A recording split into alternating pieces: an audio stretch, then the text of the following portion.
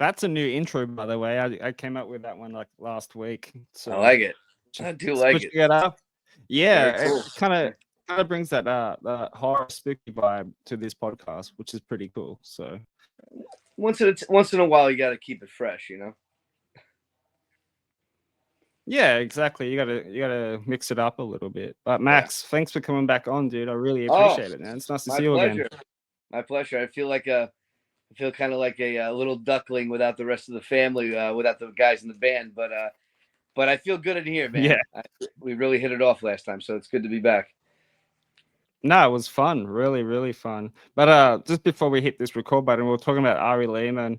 And I kid you not, just before I hit the record button, he's like, just give me a second. I'm just gonna light this up.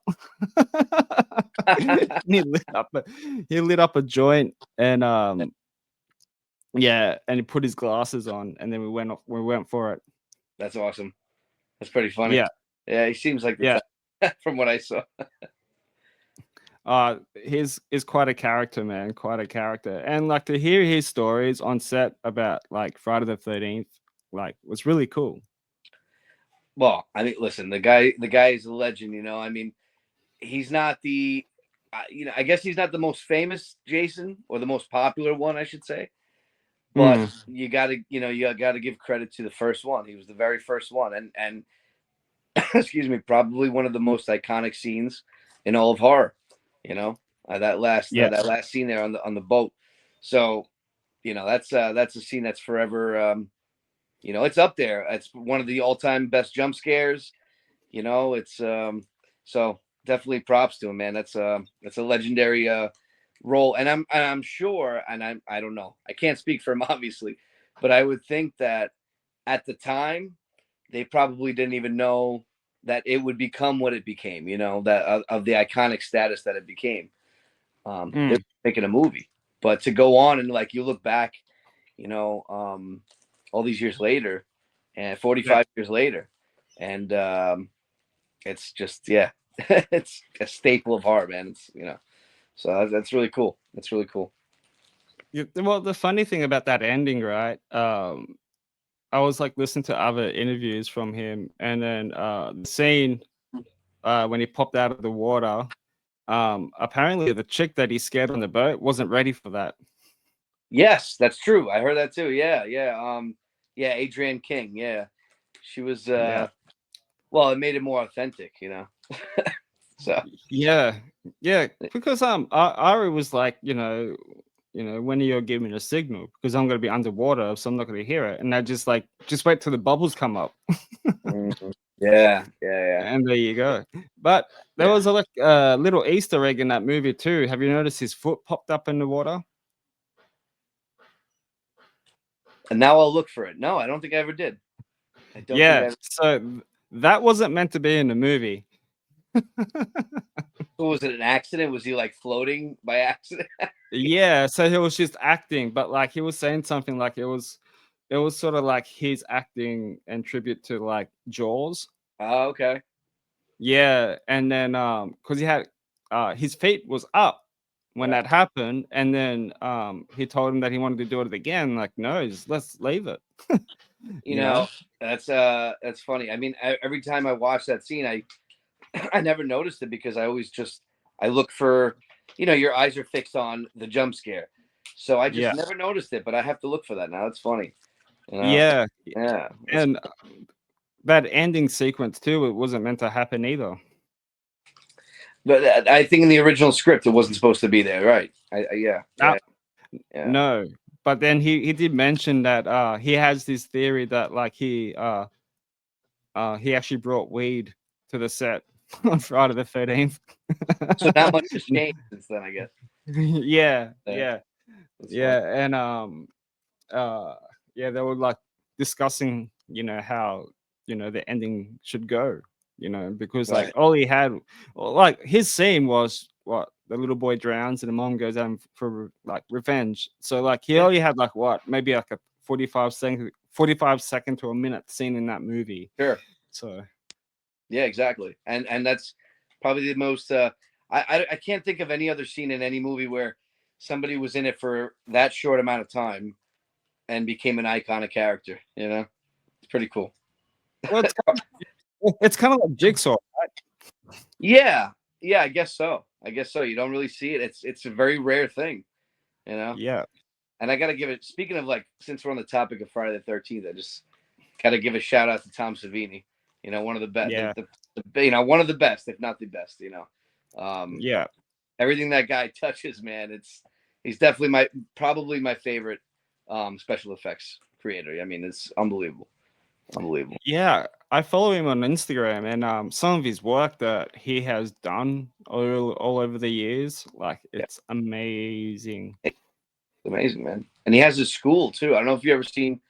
There's a video of him doing a walkthrough of his school. Yeah. He has a special effects school, and he's there. It's not like it's his, his name on it only.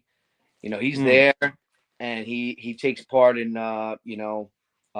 really one-on-one with a lot of the students, and it just looked like, oh man, if I was gifted enough for that, that would be something I would definitely love to do. I mean, and he really cares. You know, he gives a shit. You know what I mean? You can tell he really loves his craft, and I would think, with some people it's hard.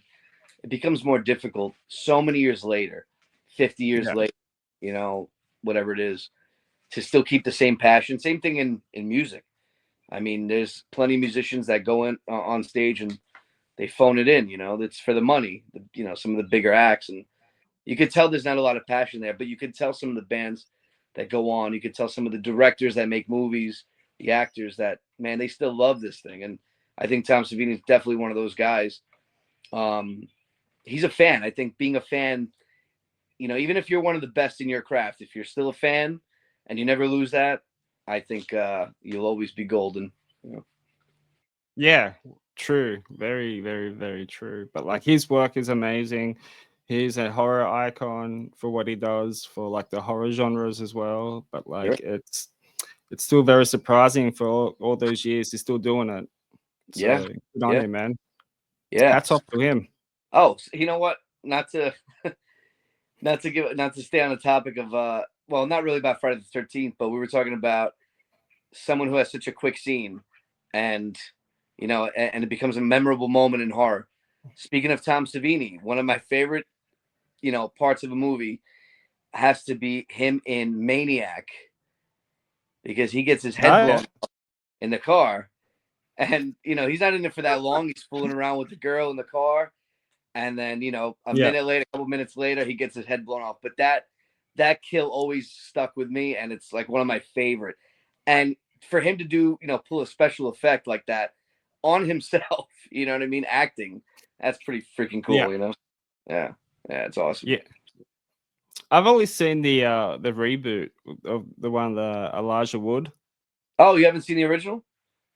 No, not yet. Oh, it's a classic. But I've heard back in the day. Well, back in the day, there was a lot of controversy in that movie because of like a violence towards females. You know what I mean?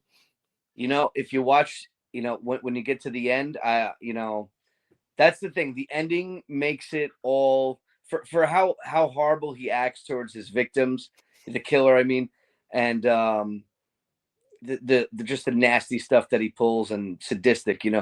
The ending just like it's the sweetest revenge, and it kind of it makes it worth it. It makes it worth it. But it's so good. Tom Savini did a great job with the makeup on that. But see, one thing, and it happens with a lot of remakes that are where the original was from like, more lower budget 70s. Maniac was 1980. So that means he worked on Friday the 13th and Maniac in the same year, which is pretty cool. But the original has something that the remakes don't, and that's like, because it was lower budget from that time, it's just like adds a grittiness to it and a rawness where it almost looks, there's parts that almost look like a documentary, which it makes it even more horrifying. Same thing like with the original Texas Chainsaw Massacre. You think you're watching a whole movie of some psychopaths, Yeah. So I think I love that about Maniac. It's the original. It's just, there's such a gritty, just like, you feel like you need a shower after. You know what I mean? Yeah, I highly recommend it, man. Check it out. It's so good. The main character, Joe Spinell, the actor Joe Spinell. For people who don't know that, if you've seen Rocky 1 and 2, he's Gazzo in Rocky 1 and 2, the loan shark. But yeah, just phenomenal. And he freaking killed it, man. I think it's one of the best performances. You really think he's crazy, you know? Yeah. But I'm pretty sure that movie got banned in some countries, and I think it was sort of like that with "I Spit on Your Grave" when that first came out. Yeah. They actually I'm pretty sure they banned that in Australia. Did they really? Okay, yeah. No, I know. I think so. Yeah, a lot of those movies got really, shit on, and I got a great 3-disc Blu-ray. I think I got it in I want to say, I don't know, somewhere between, it was either like 2010 or I'm sorry, it was either like 2015 or 2020, maybe 2020. I think it was like a 40th anniversary. Anyway, it's by the company Blue Underground, and they put out a lot of amazing releases on Blu-rays and stuff. So they put out an amazing one. It has like this hologram cover, like a 3D cover. It's got like a soundtrack on it, so many bonus features, and I learned a lot. I mean, some of the sickest like behind the scenes stuff about it. It's for those who haven't checked out Maniac, the original, and even the remake, but definitely got to pay respect to the original. Go check it out, and it's so good, so good. I think that's on Shudder. I think I came along for it on Shudder one time or something like that. Yeah. But like, yeah. So my first, well, I wouldn't say first question, but like my next question would be, when did you started like collecting all your horror stuff? Like, how did that all begin? And the one question you don't want to ask me is how much have I spent? I don't know. I could bleep that out. Yeah, I really don't even know the answer to that. It's insane. I don't even want to know. When did I start collecting? I would say I probably started with just a few Blu-rays, DVDs probably at the time. I would just go to like the bargain bins and buy some of the low budget, B movies, and I would say that was probably maybe like, I don't know, somewhere around like 2010, 2011, maybe a little bit before that. So, I mean, at least 15 years ago. At least 15 years ago, I would say. And it started with that. And then from DVDs, at the time, like, when you talk about like collectibles and stuff like that, now like NECA Toys is like the best for all the horror shit. But back in the day, it was like McFarlane Toys was putting out amazing stuff. So they would come out with like their Texas Chainsaw Massacre, like Hellraiser stuff, and they were really cool, and they were but you couldn't pose them, and they were like kind of like more statues, and this is really nerdy and of me saying all this shit. And but I definitely don't play with the toys. I just collect them. No, but NECA Toys took over probably like in the 2000, maybe the mid 2000s or 2010, something like that. They just put out everything, that company, man. Every kind of movie and like video game, and they put out so many like the most detailed things. So I got into that, after that. I saw the I think I saw Friday the 13th stuff, which I still have hanging on my wall, and I never took it out after it's got to be like 10 years. And I looked it up on eBay, and like those go for a lot of money because it was like one of the first waves of NECA Toys of the horror stuff. So I started with that, and I wasn't planning to start a collection, so I wasn't really like putting it on display. I just kind of had them. I would just maybe hang one or two around the room at the time, but it was mostly like DVDs and stuff. Then in Blu-rays. Then I started going to the conventions, and I think that's when like everything really like kicked off for collecting, because at the when you go to horror conventions, there's everything. I mean, you have movies, countless amount of movies, VHS, which I got really big into also.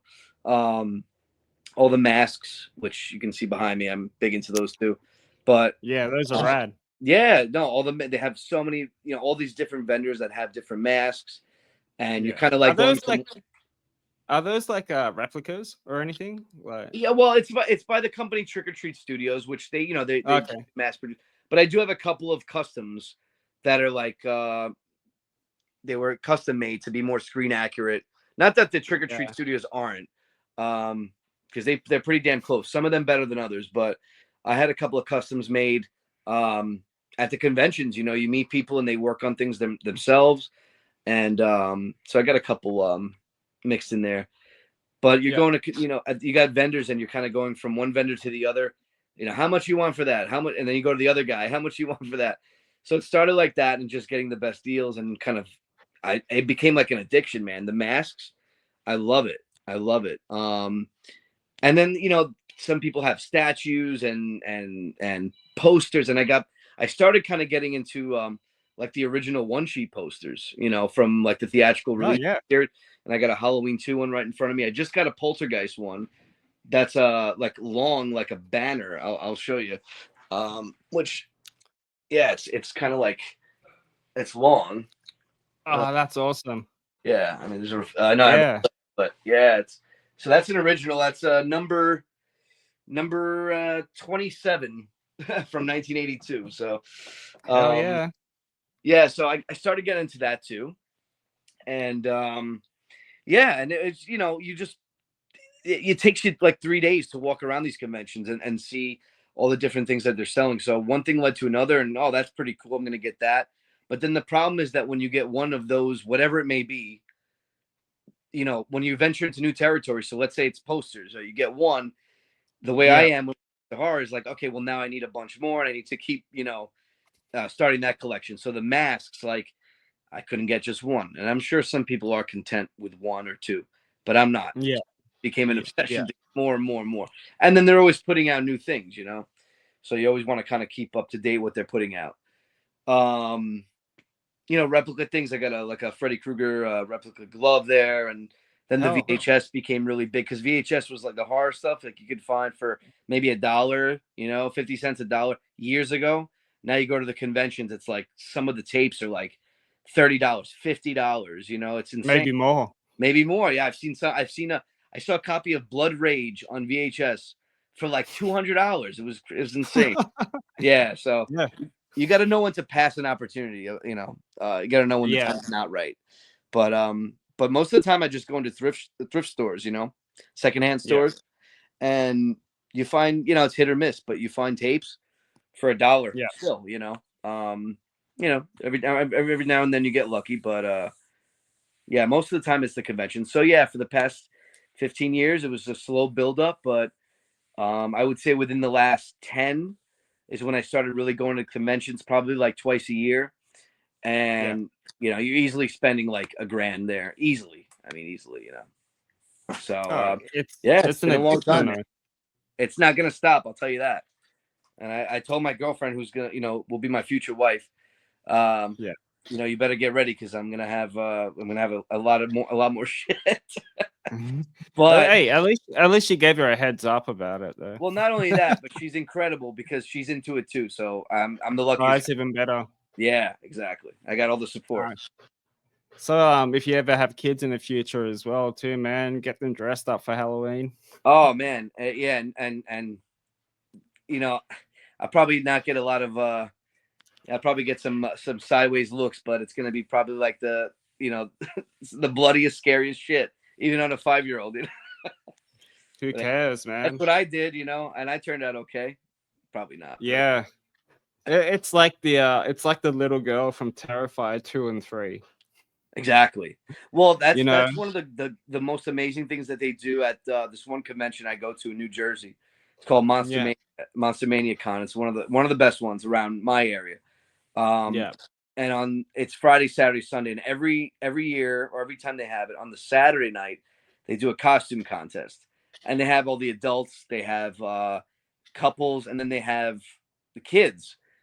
And man, I tell you, that's like that's exactly what I'm talking about. Like, that's how I'm gonna dress up our kids one day. You know what I mean? It's like, man, they pull no punches with their outfits. These kids get dressed up like pretty terrifying. I mean, pretty terrifying. I have to say, it's awesome. Awesome Yeah, stuff. Yeah. yeah. Very cool, man. Freaking have you like met any of your like favorite like actors or actresses Yeah, I from have these conventions? yeah, I have shout out to right here on my wall here. I have a wall of posters that are signed. So Oh, that's I cool. got to meet so I met Doug Bradley, Pinhead. Yep. And he wrote to Max, "See you in hell." I think he writes that on all his autographs. But yeah, I met him. I got to meet Kane Hodder, who played Jason. Oh, no And way. yeah, he was a really nice guy. We had a laugh. You know, we were kind of bantering a little bit, and I forgot what it was, but he was talking right before I was about to walk up to shake his hand. He was talking with somebody else who was like, um, somehow in the conversation they were saying someone who's small and angry, or this guy's always angry, whatever. So then I went up to meet him, and then I was joking, and I was like, yeah, it's kind of like me. I'm not the tallest guy, you know. So I was like, and I'm Italian, right? So, and I think I mentioned that. So and the first thing he goes to me is like, yeah, you kind of remind me of Joe Pesci. So That's like, a compliment. not your voice, but just like, yeah, I could see. He's like, I could see you knocking out some guy that's like a foot taller than you. You know, not at all. But yeah, that's my Kane Hodder story. He thinks I remind him of Joe Pesci, but he was a really sweet guy. And then I got to meet. I was on a line for like 2 hours, but I got to meet Yeah, John Carpenter, which is I was like dying to meet him. You know, yeah. So man. he signed my Halloween poster. Um, Yeah. yeah, that was pretty awesome. Definitely a man of few words. But Oh, as you would, yeah. when you have a line of like 300 people out the door waiting to get in, you know, yeah, you can Mm, only spend so much time. But he was very, very polite. We talked briefly for a minute or two about music because he's an amazing composer as well, and I love all his yeah. scores, man. You know, and his son is an amazing musician as well. And I had just asked him like if there was any like tour dates because he was touring for a while, playing all the scores with the scenes from the movies behind him and stuff. It was really cool, and I wanted to go. So we had a very short exchange, but he's very cool, and I'm just honored to meet him, and just a guy who really is one of my favorite directors, and uh, he made one of my favorite movies, which is The Thing. You know, so Yeah. yeah, 100%. Linda Blair too. I got to meet Linda Blair. Um, Yeah. yeah, I met her twice actually. Funny enough, not in even like a horror set, kind of a horror setting, but not really. About Yeah. it was 2012, and Metallica put on their own festival at the time, the Orion Festival, and it was in Yes. Yep. Atlantic City, New Jersey. So I went there for both nights. Amazing time, but it was all day. You know, it was like 12 noon to when Metallica played both nights, which was over at almost midnight. So all That day, was like the two different sets too, wasn't it? two different. The first night was Ride the Lightning in its entirety, which Yeah. I was like so honored to be there, and like I was so lucky, man, because they got to play, and it's a song that gets no love. It's on Ride the Lightning, the song Escape, which like Hetfield hates that song, Yeah. um, but they played it. So the one and only time they played that song, I was there, so I was like super blessed to be there. And then the next night they played the Black Album in its entirety for an anniversary. So Ah. yeah, but anyway, so there's a lot of cool things during the day to do there. Um, Yes.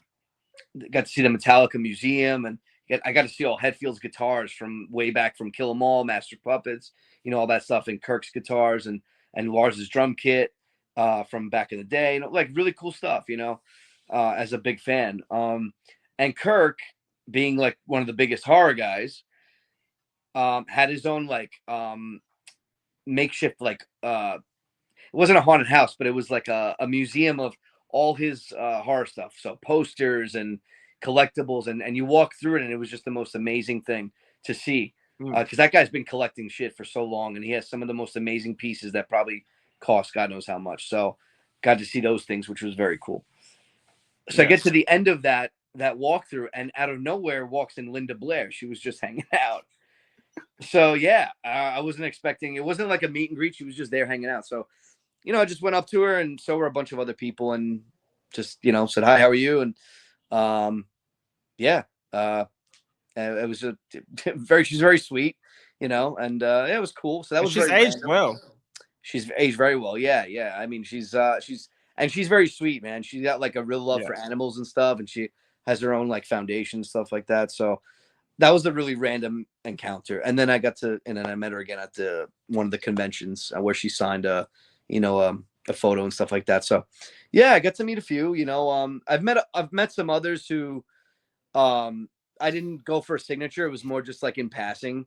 I saw Alice Cooper at one of the conventions walking around.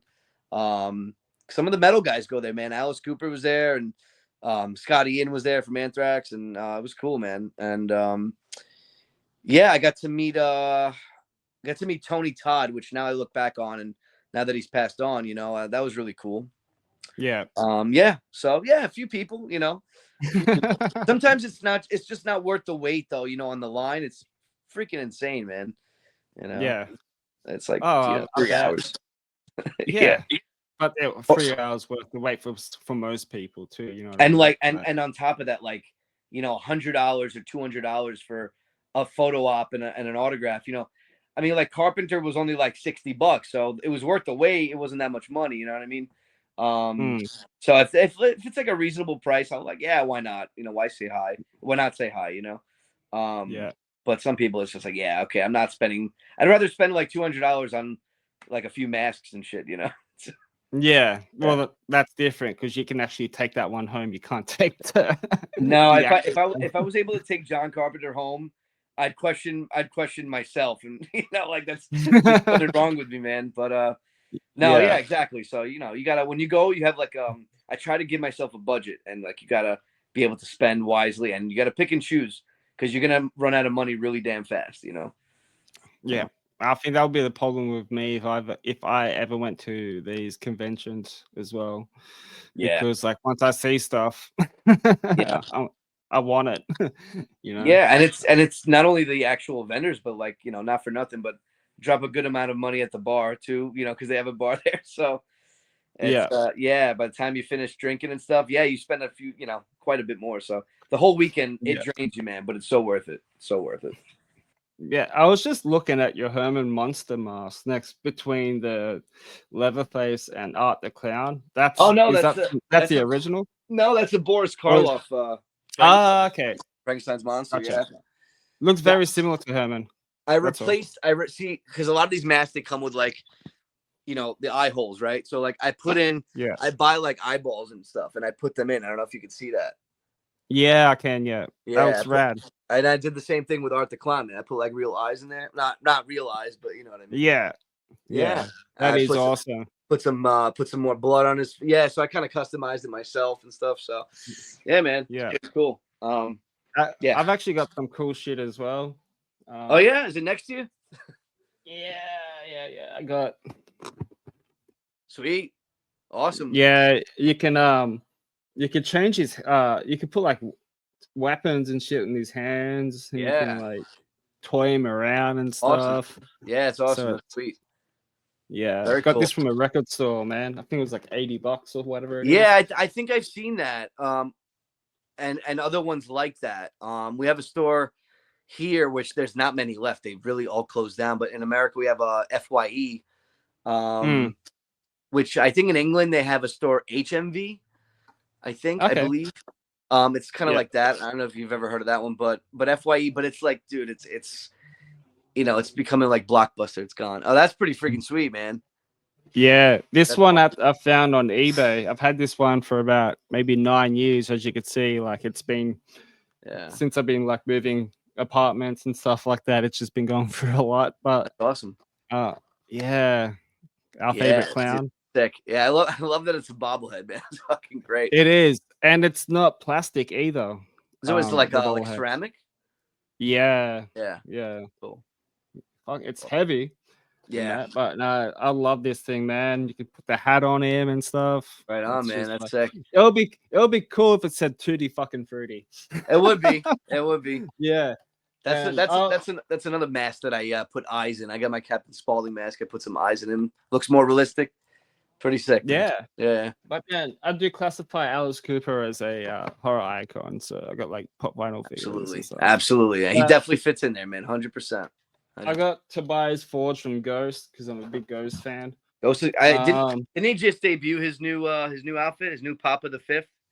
Yeah, I love it, man. Yeah, I thought it was cool. Yeah, it's kind of like a return to form, you know. I dig it. Yeah, very cool. I got heaps. I got Jack Skeleton. I got Michael Myers that a friend gave me. Awesome. And I got a Friday the 13th lampshade. Oh, okay, cool. I see. I also see Jack Skellington and Leatherface Pillow. Yeah, man. Awesome, man. Yeah, I sleep better when they're next to me. Absolutely, yeah. My girlfriend at the time didn't like him though. Not the right girl, man. It is what it is, man. Like, I don't care. Yeah. So do you have like a favorite collectible item that you have there? Man, that's a tough one. Yeah. I probably have to go. I probably have to go with. It's in a protective case right now, but it's an autographed copy of It. Oh, that's cool. Yeah. So yeah, it's in the plastic, but the inside is signed on the inside cover. I would say that probably might be either that or the John Carpenter signature, you know. But I'm a Stephen King freak, man. I have it's not in this room; it's actually in my bedroom. But I have a whole shelf full of I collect all the original, the original pressings and the printings, you know, the first editions and stuff. Yeah, his books, starting from the beginning. So I try to always hunt more and more down. They're very hard to find. I'm missing a few of the classics. You know, not too many. I got most of them, but missing a few of them. Yeah. So I've always been big into that, man. Collecting anything Stephen King and. So yeah, I would say, yeah, it's hard enough to find an original copy of It in such good condition, but the fact that it's signed by him too, like, yeah, I would say that, that or the Carpenter signature, yeah, for sure. Yeah, I also got Kane Hodder's autobiography book as well. Oh, sweet! I've never read that. How is that? Yeah, it came out I'm only like a few pages in, but have you seen the documentary To Hell and Back? Not yet. I've wanted to, man. I've been procrastinating, but not yet. I have to. It's on Amazon Prime. I have to check it out. Yeah. I think I actually have saved it on my list from when. Yeah, and I never got around to it because there's always so much more shit that comes out that I want to watch, and I forgot. But yeah, it looks good. It's one of those documentaries you can like rewatch it like more than once. Yeah, he seems like a real down to earth guy. I mean, he was when I met him, but just like watching like interviews with him and stuff like that, seems like a cool guy. Now, yeah, I got to check that out, man, for sure. That seems really. I believe in part 7, of Friday the 13th, the scene when he catches on fire. Mm-hmm. Yeah, he was the first record holder to hold the longest fire stunt for 44 seconds. And you know what, dude? He's paid the price for stuff like that. I mean, he's got those burns on his hands and stuff, and he always wears gloves, Yeah, that's what I've read too. No joke, man. Yeah. No joke. Yeah, so because you actually see him like catches on fire from like when the thing opened, and the original. I think he came up with that idea because in most movies, when people get set on fire, you don't really see the full thing happening. Right. Yeah. Right. But Kane came up with the idea. Sometimes it looks super cheesy in some movies. Like you could tell like the guy's wearing like a gallon of like the gel or something, or like a really thick suit, and it just doesn't look like a person it doesn't look like the person anymore. But when he did, man, like, yeah, that's him getting caught on fire, for sure. Yeah, and he acted on that very, very well until he felt like the fire gel was burning off. So that's when he had to like play dead. Sure. Yeah. It's insane, man. It's fucking insane. Yeah. Well, Nicky Sixx that shit too back in the day in the early Motley Crue days. He used to put the pyro gel on his legs, man. It's fucking crazy. That's wild, dude. Yeah. And even the fire, the pyro accident that he had when he was doing like a stunt commercial, I think it was, in the middle of the desert. Um, that almost killed him. Fucking, I think it was like 6 to 8 months recovery. Uh, the first role, the first stunt that he did was like a burning scene, a fire stunt. Pyromaniac, I guess. Well, me and my kitchen man from work were talking about this, and like not many people would fully recover and heal from those type of things. But I guess it's one of those ones that you just have to face your fears and move on from it. Because if you won't face your fears, like it's gonna haunt you for the rest of your life. Yeah, I would go out on a limb and say he's probably not that scared of it, and maybe he is. I mean, I'm sure there's always a part of you as a human being that's pretty terrified of that, but yeah, he does it. I mean, I don't know, man. You got to get some kind of thrill off of that shit if you keep doing it, I don't know how he did it, and yeah, not for but me, like man. yeah, the documentary will cover the whole thing about it. But like even like when he got screwed over with Freddy versus Jason, Right. They gave him the script saying this is what we're gonna do, but then they gave it to somebody else. Yeah. Like, come on, that's a dick move. Yeah, man. Yeah, it was yeah.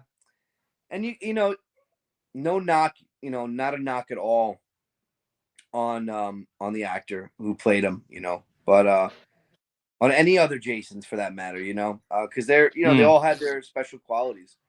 But yeah, there's a reason a lot of people always bring up Kane Hodder. I think he just nailed it. You know what I mean? I think he just embodies that character so well. I mean, I have a couple of other favorites, personally, but Kane Hodder is always like unanimously like the Jason, Yeah. But actually, one of my favorites. Derek Mears is pretty good. Derek Mears was good. And I love Ted White, man, from Part 4. I love Ted White, but I think he did a great job. I just love the Jason, and I love that movie. I think Part 4 is probably my favorite. CJ was good. CJ was good too, man. Part 6 is awesome. And he was a little angry in that one, but yeah. yeah. But Kane Hodder came in, and it was just like this, like indestructible machine, and just the walk, and the way he just looked at, the victims and stuff. It just fucking had it, man. So, he deserves the props, man. There's something different about him. You can tell the difference between him and like everybody else. You can tell when it's Kane Hodder. Yeah. Well, the guy that played Jason in Jason vs. Freddy, Ken Erzinger, I think. Yeah, he was the stunt double from friggin' Jason Takes Over Manhattan. That's right. You're right. It was the guy that did the car scene for like 30 Yeah. seconds or whatever it was. They gave it to him, right, and claiming that he was the Jason. I'm like, come on, man. Isn't that funny? Yeah, crazy, man. It's crazy with that, like what happened with that franchise, and like there's so many like legal disputes and shit. Because the fans want more. It's funny. I believe the TV show is coming along soon. Yeah, the show's coming out, which I'm excited for. Finally, something.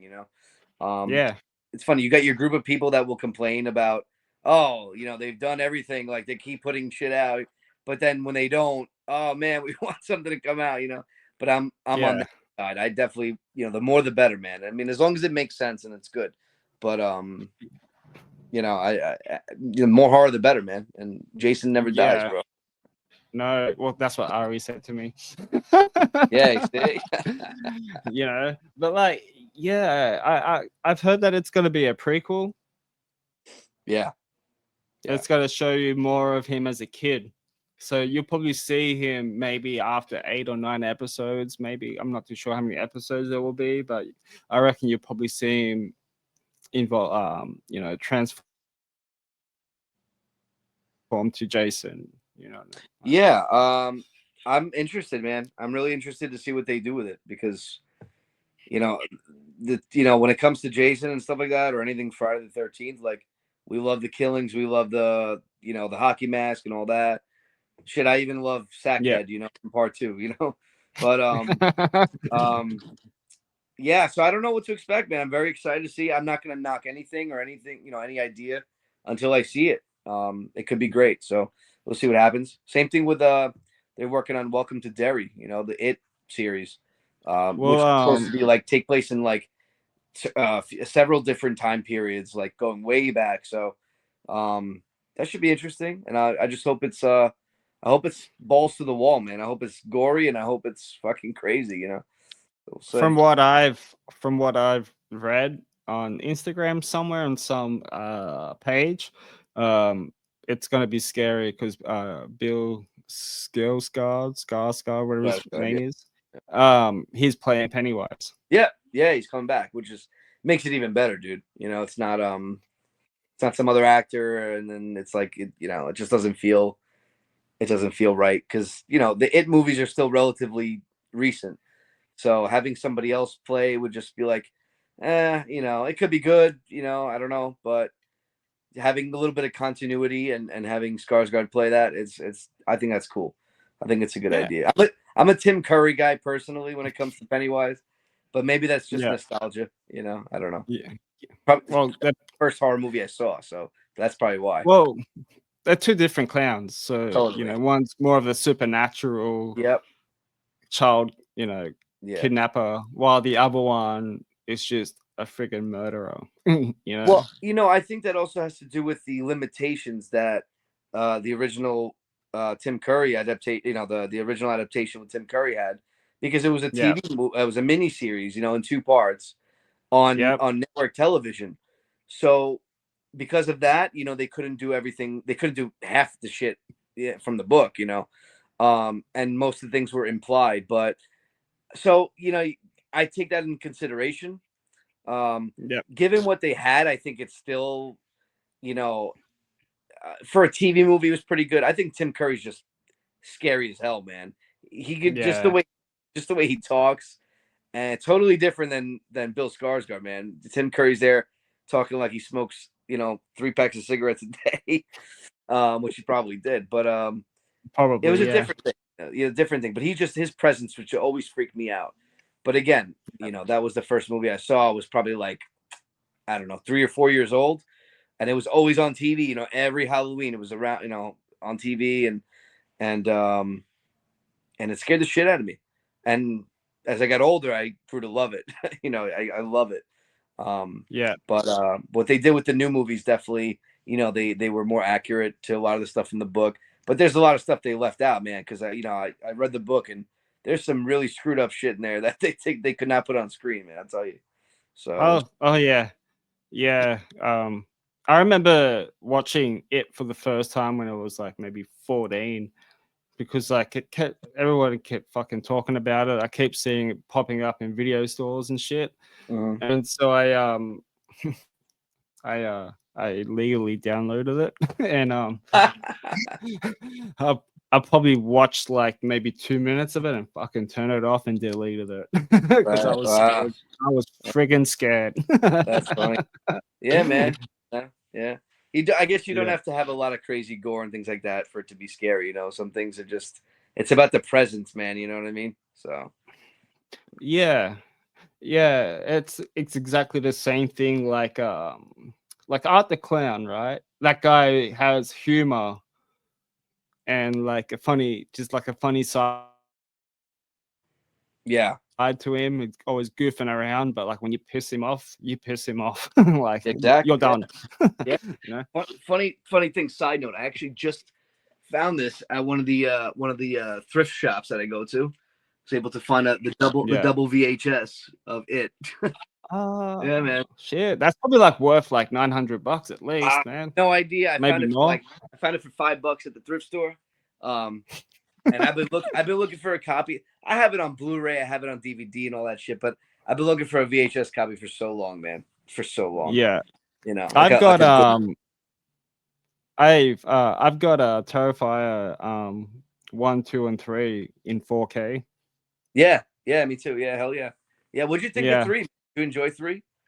I loved it. Yeah, me too. I think we talked about this last time, actually. Yeah, we did. Yeah. Did you see that? Did you see the short film of Joker's Wild? It's on YouTube. No, I haven't. Is that He does that tie into it? no, so the guy that plays Art the Clown, David, Yeah. he played the Joker. No shit. I could see that. And Totally. it's awesome, dude. So if you ever played like Arkham City and Yeah. stuff like that, Yeah. Great games. it was sort of like that Joker vibe, like the makeup and everything. Sure, like prosthetics and stuff. Yeah. Yeah, I'll send you the link after this, man. It's Yeah, on please. YouTube. And it's only goes for like 13, 15 minutes, but it's just him torturing Robin. That's fucking great. That's great. Yeah. That's cool. Like I don't want to give too much away because it's only a short film, but there was a scene where where he like rips his fucking eye off and shit, and like you actually see it. Yeah. And like it's like very brutal, and he plays it so well because like he was teasing it on Instagram with all the makeup tests, and I'm like, what's going on here?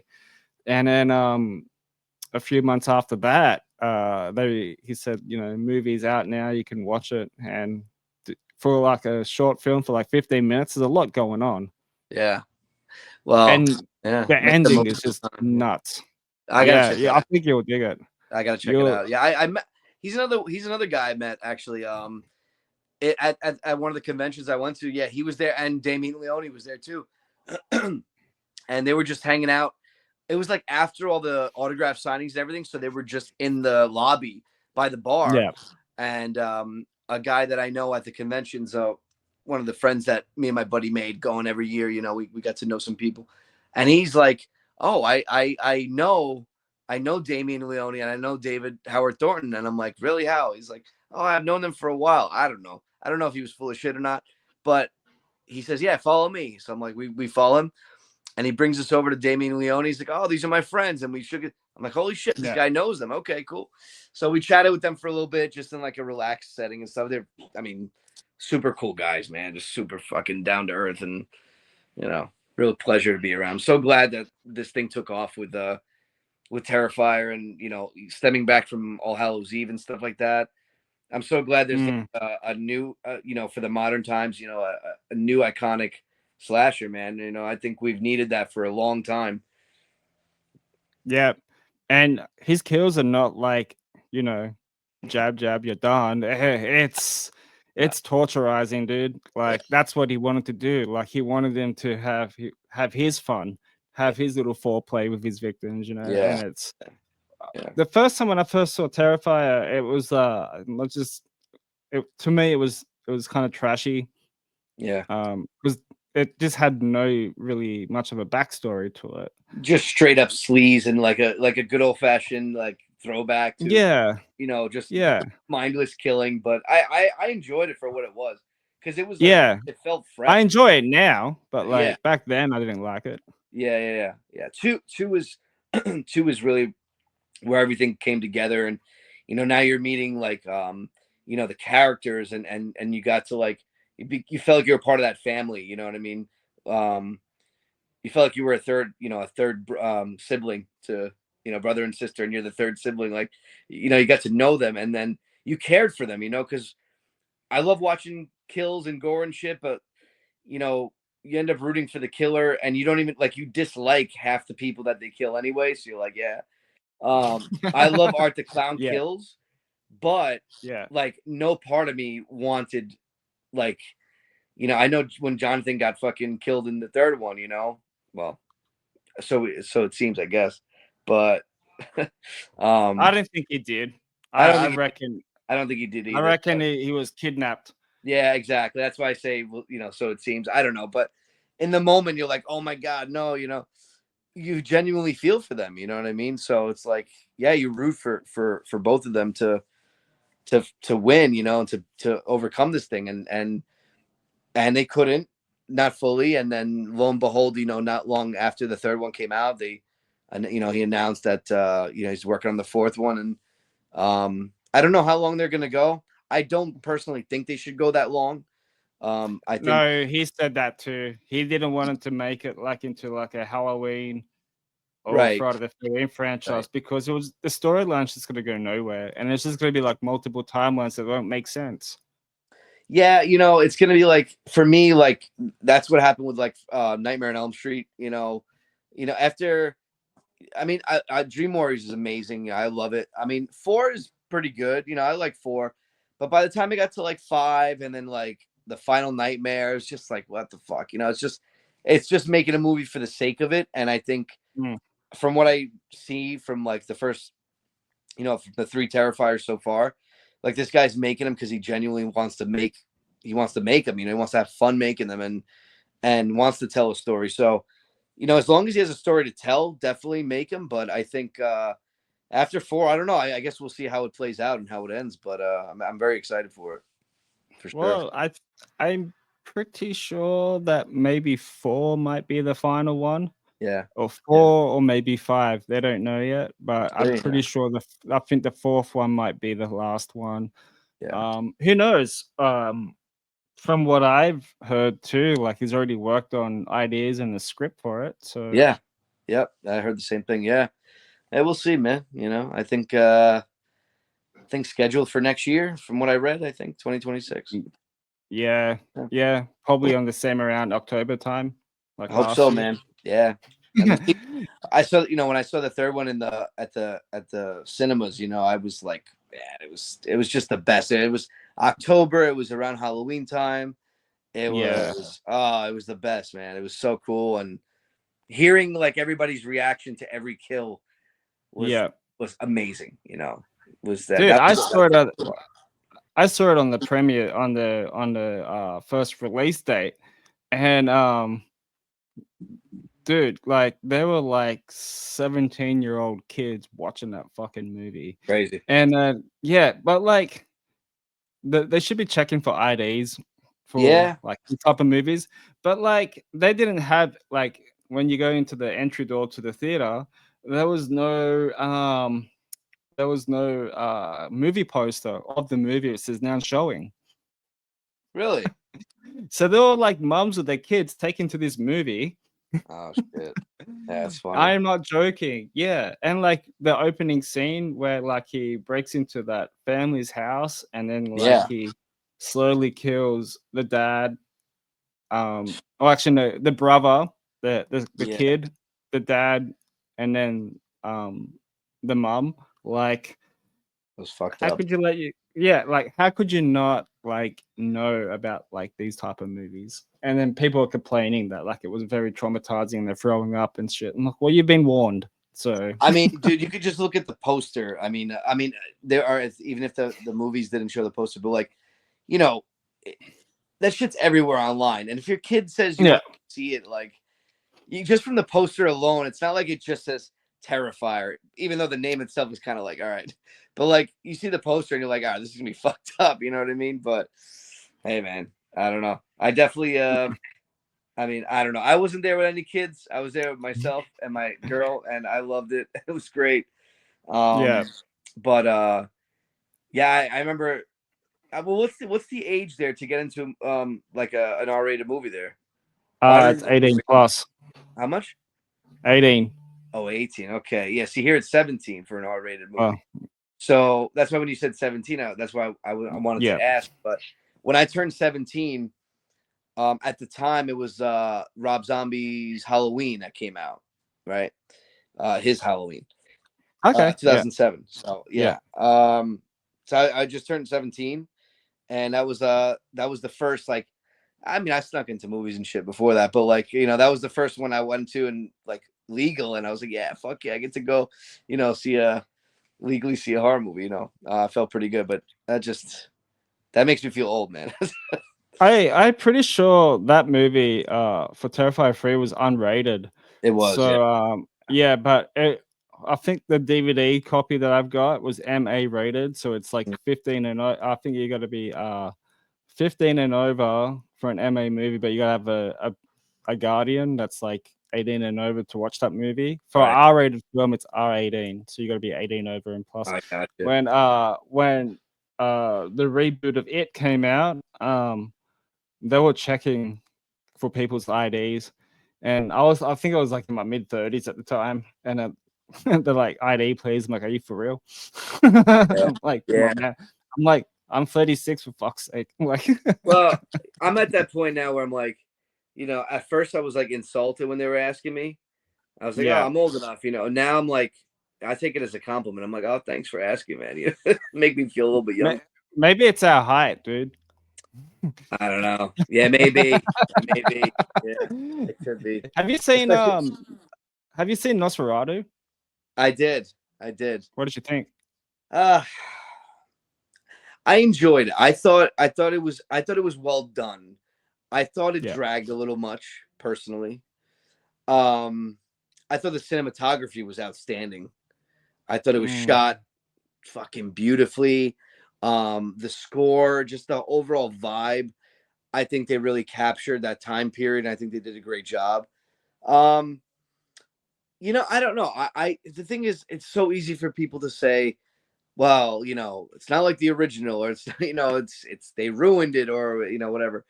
Because everybody hates everything now. You know what I mean? I mean, unless you have a genuine reason, that's fine. Everybody's entitled to their opinion. Um, Yeah. Listen, I'll never really knock something because, like, man, I can't sit up there and make a movie. You know what I mean? Like, I appreciated the effort. I thought it was really well done. I thought the acting was really good. I thought Willem Dafoe was great in it, and I thought Bill Yes. Skarsgård was great, man. You couldn't even fucking know it was him, just by looking at him.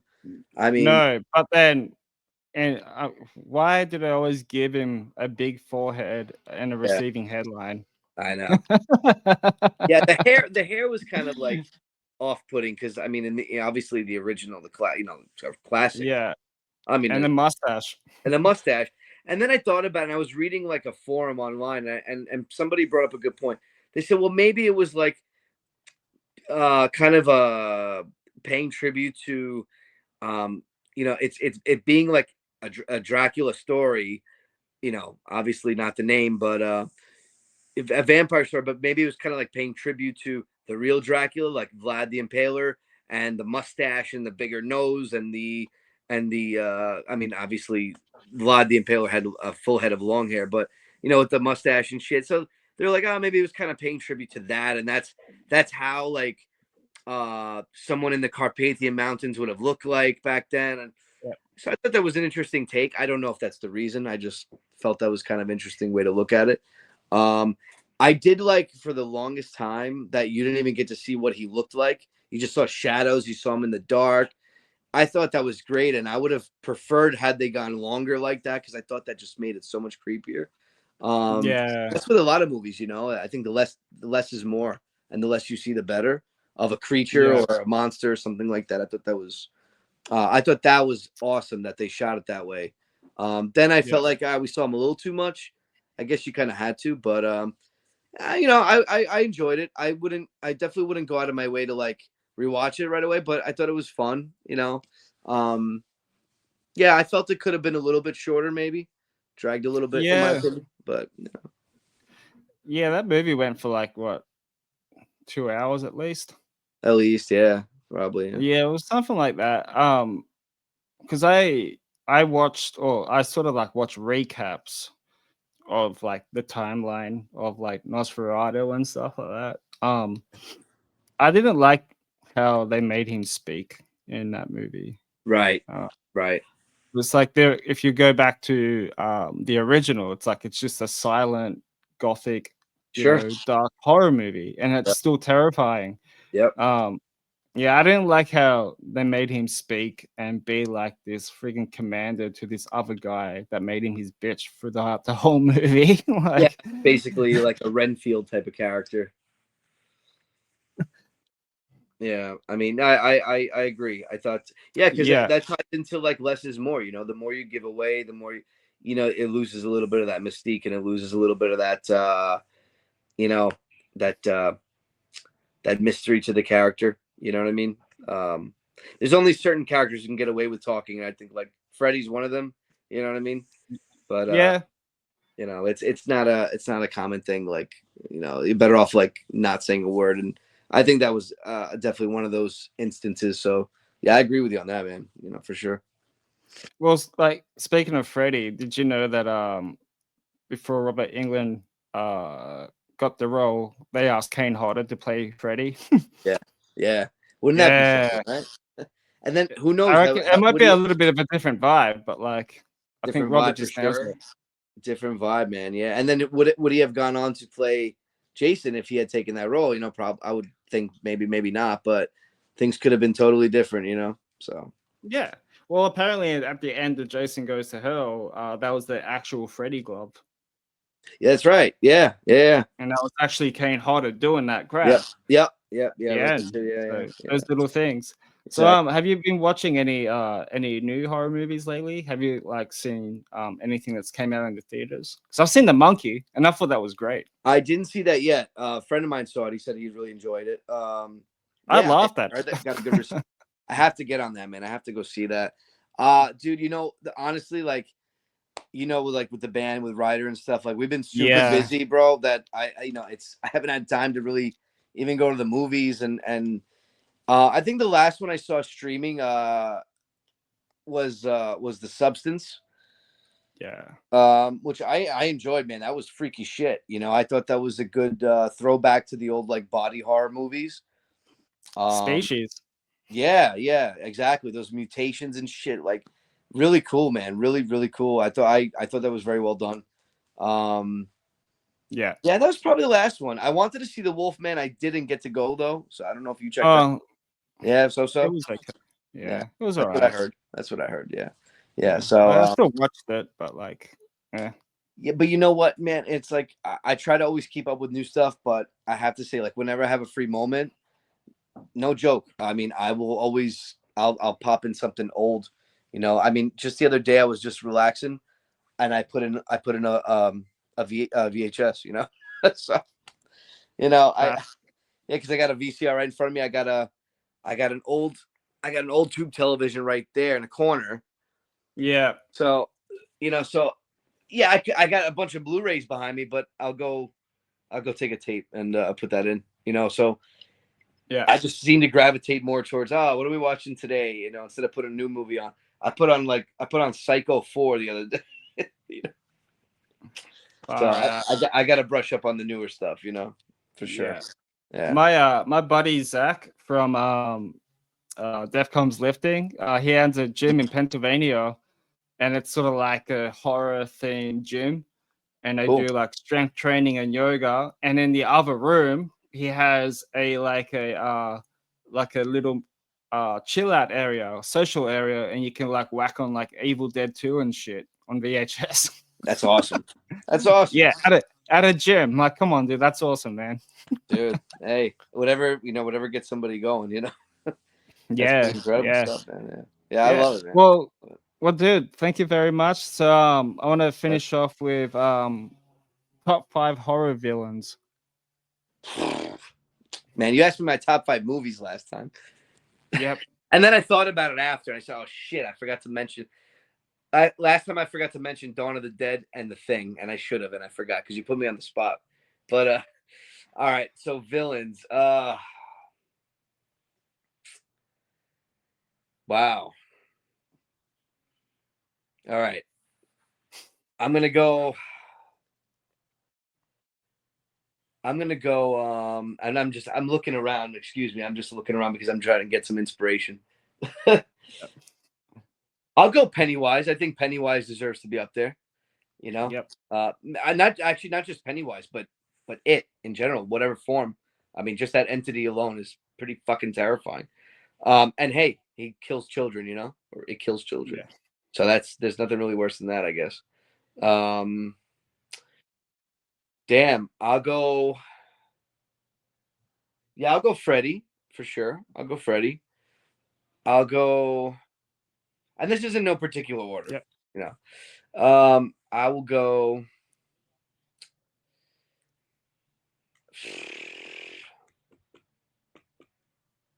This is an odd pick, but I'm looking at a poster right now, and it's pretty messed up because it has to do with targeting children too, and I guess that makes you the biggest villain of all. But what the hell's his name? Colonel Cochran, from Halloween 3, Season of the Witch, the guy in charge of making the masks that kill the children when they put them on.